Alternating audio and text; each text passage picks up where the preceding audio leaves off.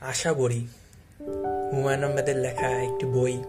হ্যাঁ, এটি একটি দুঃখী পরিবারের গল্প এবং এই গল্পে যে গল্পটা বলে আসলে তার নাম রেনু। তো তার পরিবারে তার বাবা মার পাশাপাশি বড় একটা বোন এবং ভাই থাকে। ভাইটা অনেক মজার মানুষ ছিল, অনেক সুন্দর সুন্দর মজার সে গল্প করতো। তার বোনটা ছিল অনেক সুন্দরী। তো এই নিয়ে গল্পটা আগাতে থাকে। এক পর্যায়ে তার বাবা হারিয়ে যায় এবং লাস্ট পর্যন্ত গল্পের শেষ পর্যন্ত তার বাবাকে খুঁজে পায়নি। শেষের দিকে আসলে যেই নিউজটা পাওয়া যায় সেটা মর্মান্তিক নিউজ, বা আমি নিজের থেকে কষ্ট পাইছি ব্যাপারটা।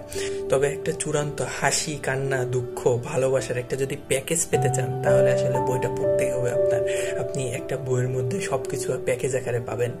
তবে বইটা পড়া শেষে আমার মনের মধ্যে অনেকগুলো প্রশ্ন জেগেছে। বিশ্বটা কি এতই রহস্যজনক? একটা বই পড়ার মাধ্যমে মানুষের কতটা ভাবান্তর হচ্ছে বুঝতে পারছেন? অতএব আপনারা বইটা পড়তেই পারেন।